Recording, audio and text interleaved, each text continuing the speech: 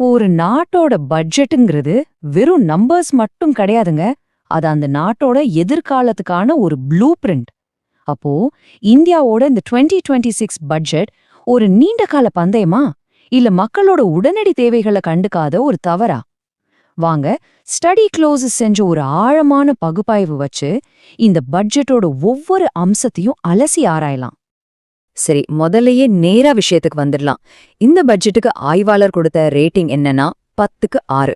ஆமா, இது ஒரு சராசரி பட்ஜெட்னு சொல்றாங்க. சிலருக்கு இது சராசரிக்கும் கொஞ்சம் கம்மி தான். பட்ஜெட் அறிவிச்ச உடனே ஸ்டாக் மார்க்கெட் ஒரு பெரிய சரிவை சந்திச்சது பாருங்க.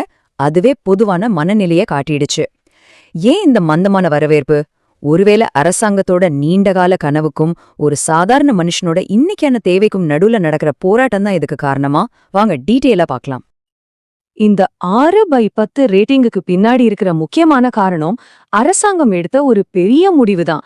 அது என்னன்னா, உடனடி தேவைகளை பூர்த்தி பண்றதா இல்ல எதிர்காலத்துக்காக முதலீடு பண்றதாங்கிற ஒரு சாய்ஸ்.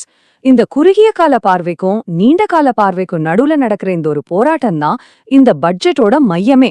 இதுல அரசாங்கம் எதை தேர்ந்தெடுத்தது, அதனால மக்களுக்கு என்ன கிடைச்சது, என்ன கிடைக்காம போச்சுங்கிறது தான் இப்ப நாம ஆழமா பார்க்க போறோம். இதை இப்படி யோசிச்சு பாருங்களேன். விலைவாசி உயர்வு, பொருளாதார அழுத்தம்னு கஷ்டப்படுற மக்கள் உடனடியா ஒரு நிவாரணம் கிடைக்கும்னு எதிர்பார்த்தாங்க.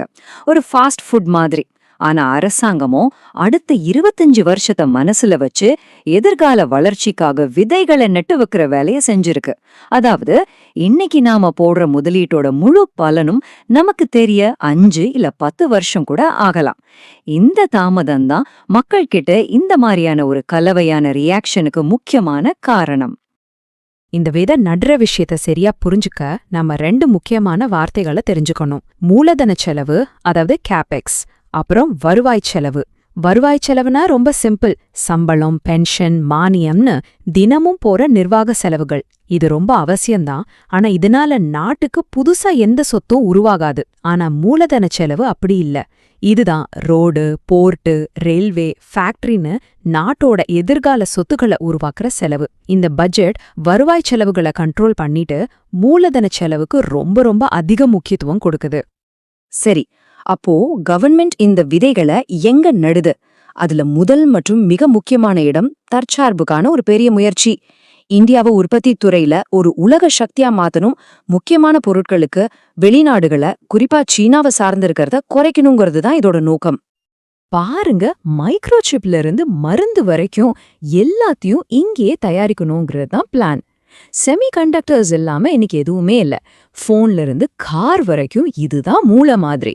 இதுல நாம தற்சார்பு அடைஞ்சிட்டா அது உலகளாவிய சப்ளை செயின் பிரச்சனைகள்ல இருந்து நம்மள பாதுகாக்கும். அதே மாதிரி இந்த அரிய பூமி தாதுகள், அதாவது ரேர் எர்த் மினரல்ஸ், இதுலயும் சீனாவின் ஆதிக்கத்தை குறைக்கிறதும் ஒரு முக்கியமான சீண்டோல நடவடிக்கை.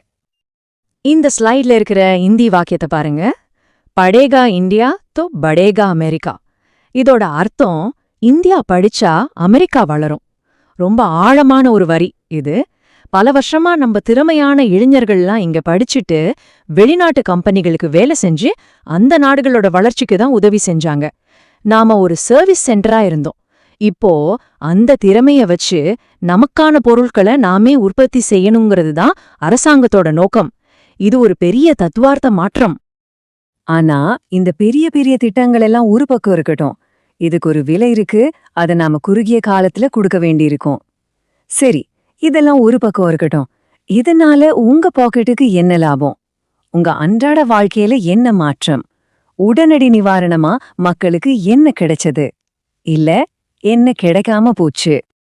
நடுத்தர வர்க்கம், குறிப்பா மாச சம்பளம் வாங்குறவங்க ரொம்ப எதிர்பார்த்தாங்க.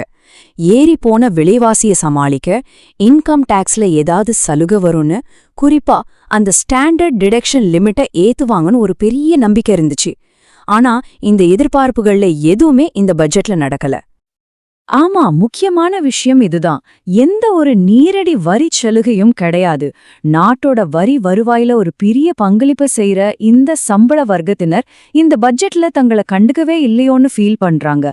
அரசாங்கத்தோட முழு கவனமும் அந்த நீண்ட கால மூலதன செலவுல இருந்ததால தனிநபர்களோட வாங்கும் சக்தியை அதிகப்படுத்துற உடனடி நிவாரணங்களுக்கு முக்கியத்துவம் கொடுக்கப்படலைங்கிறது ரொம்ப தெளிவா தெரியுது. சலுகை கொடுக்காதது மட்டும் இல்லாம சிலருக்கு வரியை ஏத்தியிருக்காங்க. யாருக்குன்னா ஸ்டாக் மார்க்கெட்ல ஃபியூச்சர்ஸ் அண்ட் ஆப்ஷன்ஸ் மாதிரி ஷார்ட் டேர்ம் ட்ரேடிங் பண்றவங்களுக்கு ஸ்பெகுலேஷன் அடிப்படையிலான ட்ரேடிங்க ஒரு சூதாட்ட மாதிரி பார்த்து அதை டிஸ்கரேஜ் பண்ணிட்டு அந்த பணத்தை லாங் டேர்ம் முதலீடுகளுக்கு திருப்பணுங்கிறது தான் இதோட நோக்கமா இருக்கலாம். இதுவும் ஸ்டாக் மார்க்கெட் ஆரம்பத்துல சரிஞ்சதுக்கு ஒரு முக்கியமான காரணம். சரி, தனிப்பட்ட முறையில உடனடியா இந்த நிவாரணமும் இல்ல. ஆனா கவர்மெண்டோட இந்த முதலீட்டுனால சில துறைகள் பயங்கரமா வளரப்போகுது. அந்த விதைகள் இங்கதான் விதைக்கப்படுது. அது என்னென்ன துறைகள்னு பார்க்கலாம். யாருக்கெல்லாம் இதனால நன்மை கிடைக்க போகுது? முதல்ல ஆரஞ்சு பொருளாதாரம். இது வேற ஒன்னும் இல்ல, நம்ம கண்டென்ட் கிரியேட்டர்ஸ் தான். YouTubers, Instagram influencers, online teachers மூலமா இந்தியாவுக்கு நிறைய ஃபாரின் கரன்சி வருது. இதை ஒரு பெரிய துறையா மாத்த சுமார் 17,000 ஸ்கூல்ஸ்ல கண்டென்ட் கிரியேஷன் லேப்ஸ் கொண்டு வர போறாங்க. இது அடுத்த தலைமுறை இளைஞர்களுக்கு ஒரு பெரிய வாய்ப்பா இருக்கும்னு எதிர்பார்க்கப்படுது. அடுத்து டூரிசம். வெளிநாட்டுல இருந்து வர ஒருத்தருக்கு ஒரு முழுமையான அனுபவத்தை கொடுக்கணும்னு பிளான் பண்றாங்க. அவங்களுக்கு கைட் பண்ண நல்ல ட்ரெயினிங் எடுத்த கைட்ஸ், பயணம் செய்ய சூப்பரான ரோடு வசதி, தேவைப்பட்டா உலகத்தரம் வாய்ந்த மருத்துவ வசதின்னு எல்லாத்தையும் மேம்படுத்த போறாங்க. குறிப்பா மலையேற்றம், மருத்துவ சுற்றுலா மாதிரி புது புது விஷயங்களை உருவாக்கி நிறைய செலவு பண்ற குளோபல் டூரிஸ்டை ஈர்க்கிறது தான் நோக்கம். இந்தியாவோட பேக்போன் ஐடி துறை. அவங்களுக்கு சில முக்கியமான சீர்திருத்தங்கள் கொண்டு வந்திருக்காங்க. வெளிநாட்டு கம்பெனிங்க இங்க வந்து முதலீடு பண்றத இன்னும் ஈஸியாக்குறது தான் இதுக்கு பின்னாடி இருக்கிற ஐடியா. சேஃப் ஹார்பர்ங்கிறது ஒரு எளிமையான வரி விதிப்பு முறை. அதோட லிமிட்டை 2000 கோடிக்கு ஏத்துனதுனால நிறைய கம்பெனிங்க வரி வழக்குகள்ல இருந்து தப்பிப்பாங்க. ஆனா இதுல ஹைலைட்டே என்னன்னா 2047 வரைக்கும் இந்தியாவுல டேட்டா சென்டர்ஸ் அமைக்கிற வெளிநாட்டு கிளவுட் கம்பெனிங்களுக்கு முழு வரி விலக்கு. இது நம்மளோட டிஜிட்டல் இன்ஃப்ராஸ்ட்ரக்சரை பலப்படுத்துற ஒரு சூப்பரான தொலைநோக்கு திட்டம். சரி, நாம இப்போ தற்சார்பு, தனிப்பட்ட பாதிப்பு, துறைவாரியான முதலீடு எல்லாத்தையும் பார்த்துட்டோம். இப்போ கொஞ்சம் ஜூம் அவுட் பண்ணி கவர்மெண்டோட ஒட்டுமொத்த கணக்கு வழக்கம் என்னன்னு பாப்போம். இந்த பெரிய பந்தயத்தை அரசாங்கம் எப்படி ஜெயிக்க போகுது? உண்மையில கவர்மெண்ட் பணம் எங்கேந்து வருது, எங்க போகுது?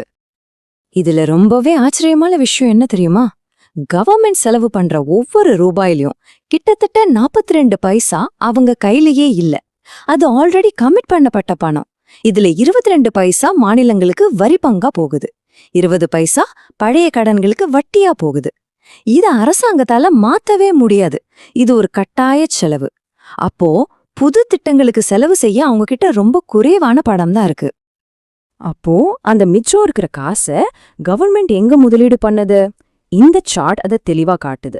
டிரான்ஸ்போர்ட், அதாவது ரோடு, ரயில்வே, அப்புறம் பாதுகாப்பு, இந்த 2 துறைகளுக்கு தான் அதிகபட்ச முதலீடு போகுது. இது நாட்டோட உள்கட்டமைப்பை பலப்படுத்துறது, அப்புறம் நாட்டை பாதுகாக்கிறதுங்கிற 2 முக்கிய நோக்கங்களை காட்டுது. அதுக்கடுத்து கிராமப்புற வளர்ச்சிக்கு முக்கியத்துவம் கொடுக்கறாங்க. இந்த முதலீடுகள் தான் நாட்டோட நீண்டகால வளர்ச்சிக்கு அடித்தளமா இருக்கும்னு அரசாங்கம் நம்புது. சுத்தி வளைச்சி பார்த்தா இந்த பட்ஜெட் ஒரு பெரிய பந்தயம்தான். உடனடி நிவாரணத்தை தள்ளி வச்சுட்டு நீண்டகால வளர்ச்சிக்காக முதலீடு பண்றாங்க. இது நம்மள ஒரு முக்கியமான கேள்வி கேட்க வைக்குது. இவ்ளோ வேகமா மாறிட்டு வர இந்த உலகத்துல இவ்ளோ பொறுமையா இருக்கிறது சரியான முடிவா?